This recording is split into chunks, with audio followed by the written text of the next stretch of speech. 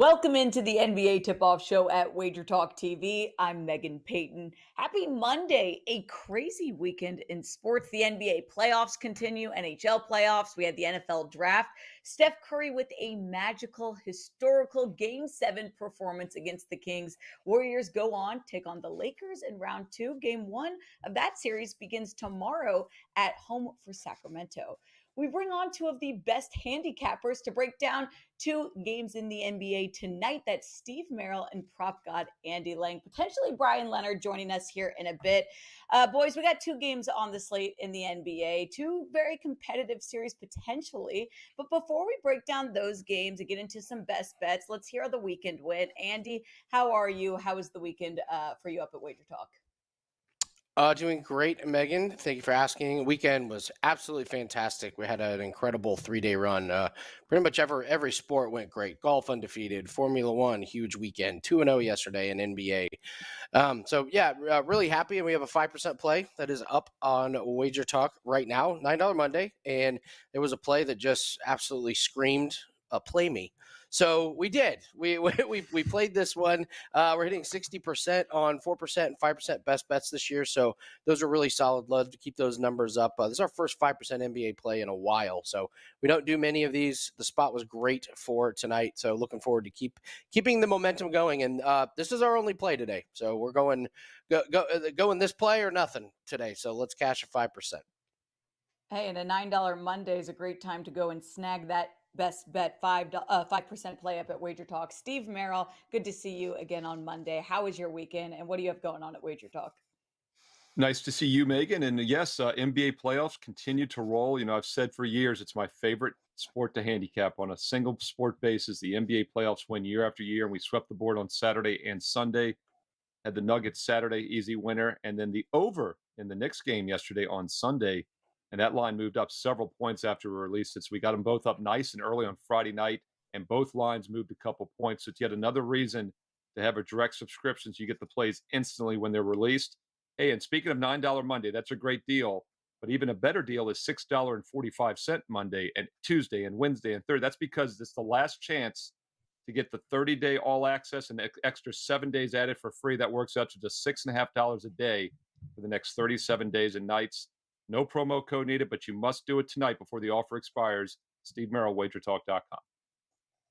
Great value up there at Wager Talk. I'm loving the new YouTube live thing we've got going on the chat. So if anyone's got any plays that they're leaning on tonight, make sure you put them down in the live comments. We can maybe chat on them at the end if we have a sec. Two games on the slate tonight. We've got a game 1 and a game 2. First up, we go out to TD Garden. The Sixers versus the Celtics out in Boston. Tip off at 7:30 Eastern. Celtics minus 9.5. Totals at 214.5.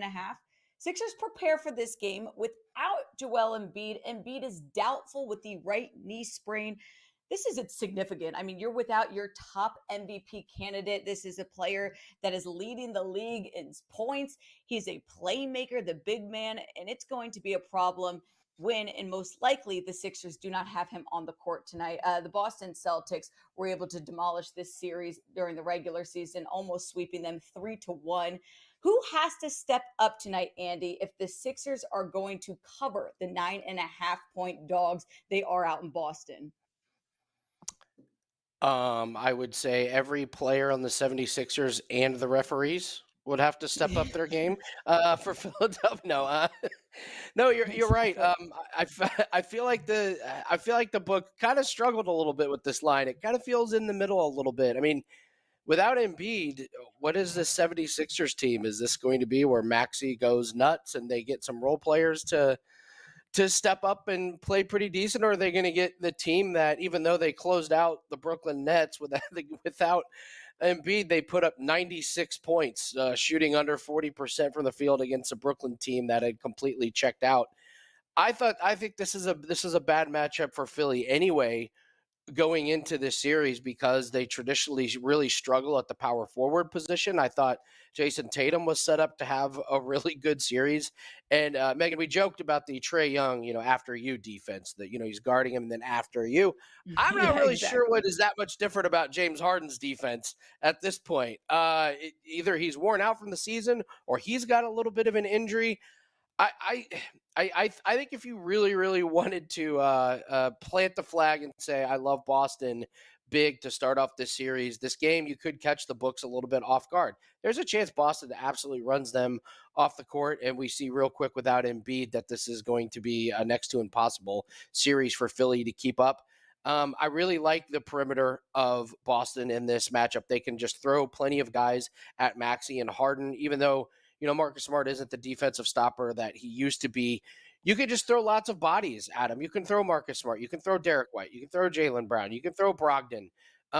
They can make life on that perimeter really, really difficult to work because I don't think the threat is going to come from anywhere. And now you don't need Jason Tatum closing down to double on Embiid. He can focus on Tobias Harris. And I mean, if Philly's really going to start PJ Tucker, like that guy can't score. So now you're down Joel Embiid, and you're down this power forward position that isn't going to get you any points. This is a big uphill battle. I know that there's going to be a lot of people that think, well, this is when Phillies players step up and they're able to fill the role of Embiid and the team comes together and rallies around it. I don't know. I don't see it. I think Philly's in for a rough 4 or 5 games here. I agree. I'd argue that there's a lot of pressure on James Harden tonight. You talk about a player that has a history of underperforming in the postseason. Harden's got to step up. He's got to be a good facilitator in this matchup. It doesn't help when the storyline for James Harden is what are you doing out in Vegas during this time off before you go into the second round of the playoffs out there partying? I think that Harden's going to have to step up for the 76ers team, at least while Embiid is out. Steve Merrill, how are you handicapping this one out in TD Garden? Yeah, Meg, I mentioned that earlier. I did the Friday night round 2 preview, and I mentioned that Harden had been spotted out there in Vegas. So I'm with you. I thought that was a little strange. Keep in mind, the Sixers have been off for a full 7 days because they swept the Nets last Sunday, a week ago. And Boston, of course, gave Philly a chance for Embiid to get healthy by not closing things out as a 13-point favorite in Game 5. And Doc Rivers even said that Embiid would not have been able to go on Saturday. But now it looks like he's not able to go on Monday even. So the question is, when does he get back in this series? We saw the Celtics tentatively about a 3-1 favorite with Embiid questionable on Friday/Saturday. Now they're over a 5-1 favorite with him doubtful for Game 1. And as you mentioned, Boston did pretty well in the regular season. And keep in mind, Embiid played above average against the Celtics in the regular season. He averaged, I believe, almost 37 points, 12 rebounds a game in the head-to-head meetings this year against Boston. And the Celtics still held the edge overall. So that's bad news for the Sixers going forward. Now, with that said, if you blindly played these shorthanded teams with the adjusted line value, you've probably hit like 70% the last couple of seasons. Of course, those are regular season games. It has also held up a bit in the playoffs, but it's up to Boston if they want to overlook Philly or not. And the fact that they went 6 games against Atlanta kind of took their foot off the gas at times. You would think they would come out focused at home in Game 1. But the Celtics do have a tendency to let teams back in. So even if Boston is up big in this game, a live in-game wager on Philly is a good-sized double-digit dog later might not be a bad play. We saw them blow that double-digit lead against Atlanta, as I mentioned, in Game 5. And we also saw it happen numerous times in the regular season. I was on the wrong side of that a few times when Boston was blowing teams out and then let them back in. So something to keep an eye on tonight. I won't be involved in this game. Too much uncertainty for me. But if Philly is down big, in the second half, maybe take a little sprinkle on a Philly plus double digits in game because Boston does have a tendency to take their foot off the gas. Yeah, Celtics, a 3-point team, shooting 41% beyond the arc against the Sixers this season. Boston now has a chance to take an early lead in what potentially will be a competitive series if Embiid gets healthy and back out there for Game 3. All right, let's switch over out west. We're looking at Suns Nuggets. We've got a tip-off at 10 p.m. Eastern. Nuggets laying 4, total at 229. The Nuggets destroyed the Suns in Game 1, easily covering the 4.5-point spread. Jamal Murray was on fire. Jokic did Jokic things, put up 19 rebounds, 24 points. Denver's been the best team at home in the NBA this season.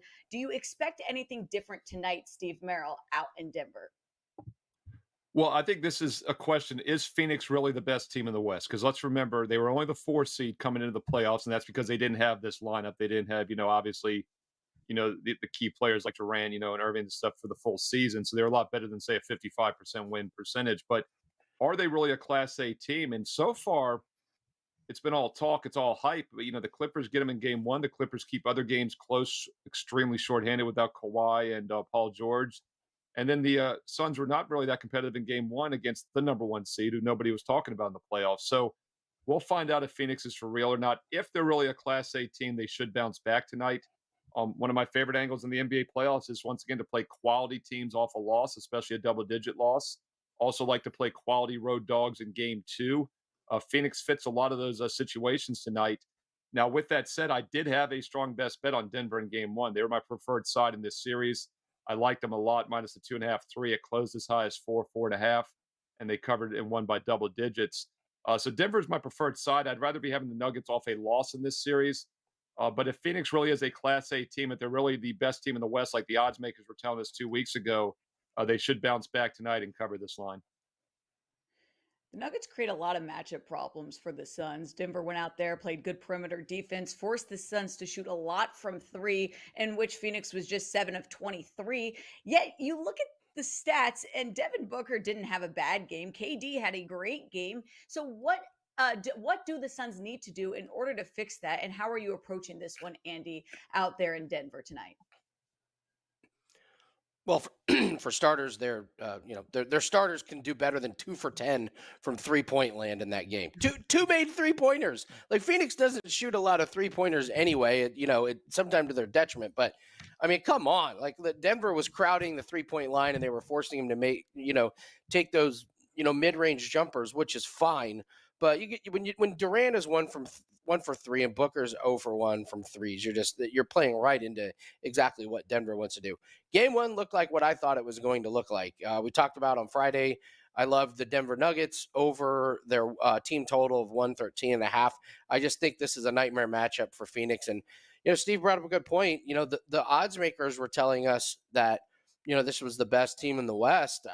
I think a lot of us had a lot of questions about it. Like, you traded away all your depth. You traded away Mikal Bridges, who not only was your best defensive player, but has turned out to be an amazing option on offense. And boy, they could use that right about now. I mean, you got Paul, Ayton, and Okogie combining for 27 points. It's just not going to get it done. I don't see what adjustments they can make on offense, particularly because Jamal Murray can get whatever shot he wants. And if you're going to get that kind of effort from DeAndre Ayton against Jokic, I mean, just, forget about it. It's not going to work. Ayton was just a complete no-show. There were some just hilarious videos on social media of him giving up and, not even trying. So I would look at the Denver Nuggets again to go over their team total. And the other thing that you're looking at is both these teams are running with such tight rotations on their starters. A lot of these guys are going over their points, rebounds, and assists, or over their rebounds or over their assists, just because they're playing a ton of minutes. I mean, look at the Nuggets. You got Aaron Gordon playing 39 minutes and Murray playing 37 minutes. So those guys are going to get over their totals just from the sheer fact that they're on the court quite a bit. Even Phoenix, some of their players got pulled late. I think this is a really good spot to come back and take some of the overs. I think Phoenix is super motivated. They will make some adjustments. I think this is another high-scoring game. I wouldn't be too scared of the over in this one, but I think Phoenix has a real uphill battle for the rest of the series. The total at 229. The zigzag theory suggests that you take Phoenix to cover the 4-point spread. If that's going to happen, DeAndre Ayton's got to step up. Chris Paul's got to step up. And the big thing is Phoenix cannot have 16 turnovers. Brian Leonard, we welcome you to the NBA Tip-Off Show to get your thoughts on Suns Nuggets. How do you approach handicapping this one out in Denver for game two?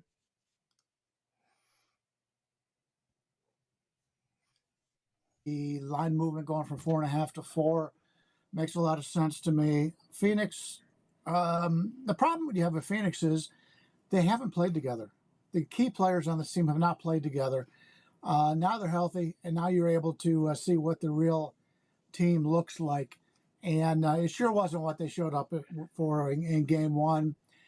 Denver's a team with a terrific home court advantage. A lot of that has to do with the altitude there. Now that Phoenix has been there a while, I think that's not going to be the case here. When your first game in Denver, it makes a difference. It makes a big difference. You talk to anybody who's ever been there, but once you are acclimated to it, it's just, the advantage goes away. Denver's been very good to me at home this year, but I like the Phoenix side here. I think we see the real Phoenix Suns tonight. There's a reason why when the trade was made, everybody thought the Phoenix was going to win it all. But in the NBA regular season, as we see year in and year out now, it's all up to load management. We've seen the same thing with the Lakers. The Lakers are a totally different team now than they were during the regular season. We're getting a Phoenix team. Everybody's buying into one game. I'm not there. I think Phoenix, Texas was down to the wire. It's tough to win in Denver, but I'll take the points here with Phoenix.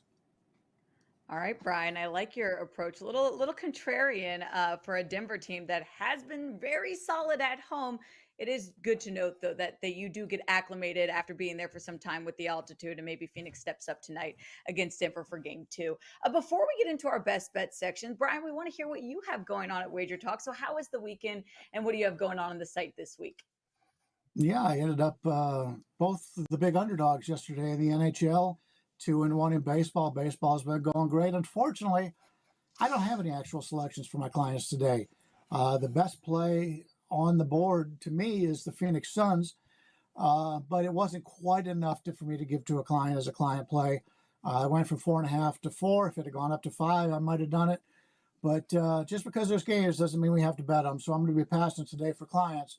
But if I had to play anything, it would be this Phoenix Suns team. Well, we're going to go right back to you, Brian, in just a minute for some best bets action, because we have to find some way to get some picks for the 2 games out there tonight. Steve Merrill's going to start us off. It's the best bet section. Rules are simple if you're new here at the NBA show. You get 60 seconds on the clock. You can do whatever you want with it, but you have to give us a best bet, and you have to get out in time. Steve Merrill, welcome to Best Bets. Your time starts now. It has been a great 2023 in the NBA. I'm number one at WagerTalk.com, up 77 units of profit already after 4 months into 2023. I'm going to give you a free NBA play for the late game tonight on Monday in just a moment. Quick reminder, the baseball has been fantastic as well. 69% this year on MLB side selections, and number one the last 3 years since I joined WagerTalk in net units won on MLB totals. And I do have a strong total tonight for $9 Monday. Strongest play on the board comes in MLB tonight. Get it for just $9. And don't forget, last chance tonight to get 30 days plus 7 more days for free. Works up to less than $6.50 a day. No promo code needed for all sports. Steve Merrill, WagerTalk.com. Free play tonight, 10 o'clock Eastern Monday. Let's take the Phoenix Suns +4. Pre-playoffs favorites to win the West. Now they're down 0-1. I think they step it up tonight. They actually outshot Denver from the free throw line and 2-point range, but they were negative 20-some points from the 3-point arc. I think that was random variance. Suns get back on track tonight. Take a look at the Phoenix Suns +4 on Monday night. All right, Steve, right in with that zigzag theory with the Phoenix +4. Andy Lang, best bet time for you. You have 60 seconds, and your time starts now. Oh, wait, Andy, we can't hear you. Rule violations. Is that Rule better? violation. Is that better? That's better. We got you. Okay. All right. Listen, it was a rule violation because there was noise outside. So I mute. So technically, I followed a rule before I broke one. You can get a 5% play up at WagerTalk.com. We're hitting 60% on these 4%, 5% best bets across all sports. Great weekend. Looking to roll that success into Monday. 2-0 yesterday in the NBA. My best bet for today's show. I think Boston rolls tonight, and I'm going to take their team total over 112.5. Well, we look at what they did in the last few games of the series against Atlanta.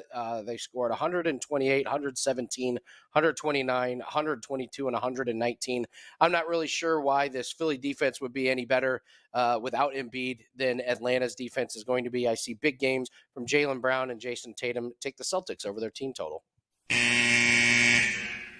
We'll give you a couple extra seconds, Andy, right there. Even though that is breaking the rules on Monday, Celtics are a 3-point team, shooting over 41% beyond the arc against the Sixers. I like taking over on Boston's team total. Brian, we come back to you. We got a little sneak peek into what you're eyeing for tonight, but tell us about your best bet for today's show and what else you have going on. Your 60 seconds starts now.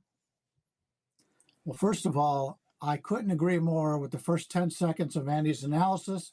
I thought it was the best 10 seconds I've ever heard Andy talk. And so good for you, Andy. Since I'm coming in late, I will touch a little bit on the first game. I think today is a good underdog day. Yesterday, I played both underdogs in the NHL and 2 underdogs in baseball, won them all. I think it's another good underdog day today. I like the Philadelphia side here. They got plenty of rest, so I think Boston's a better team, but I'm taking the team in Philadelphia who really struggled against Boston during the regular season, so I've got to lean there with Philly. But Phoenix is a good bounce back situation for me here. I like this Denver team. They're very good, but the league doesn't want Denver to win the championship. They want Phoenix in it. Phoenix has got all the big name players. Not saying there's anything going on, but it is the NBA. I'll take the plus 4 points here with the Phoenix Suns, and hopefully it's a nice underdog day. And I'm switching things up today. I'm going to read some of the bets that we have coming in on the YouTube live chat. We have Jaylen Brown over 25.5 points. I'm seeing 9.5 or plus 9.5 for Philadelphia. Someone's got a lean for plus 5 Philadelphia first half. Marcus Smart over 11. Tatum over 8.5 rebounds. This is just some of the fun things going on at the NBA Tip-Off Show. Continue the conversation in the chat. But in the meantime, take a peek at our best bets recap. These are from our 3 panel members today. Take a screenshot, do whatever you got to do. But that is the NBA Tip-Off Show tonight. 2 games on the slate tonight. Go cash some tickets. We'll catch you here next time on the NBA Show. Each and every Monday is $9 Monday at both WagerTalk.com and SportsMemo.com, when all daily picks packages are priced at only $9, including 5% best bets, normally priced at $35. As an added bonus, any picks packages loaded early for Overnight Tuesday or action during the week will also be priced at $9 until midnight on Monday. So make sure to take advantage of getting these $25 and $35 picks for only $9 before the clock strikes 12 and they return to regular price.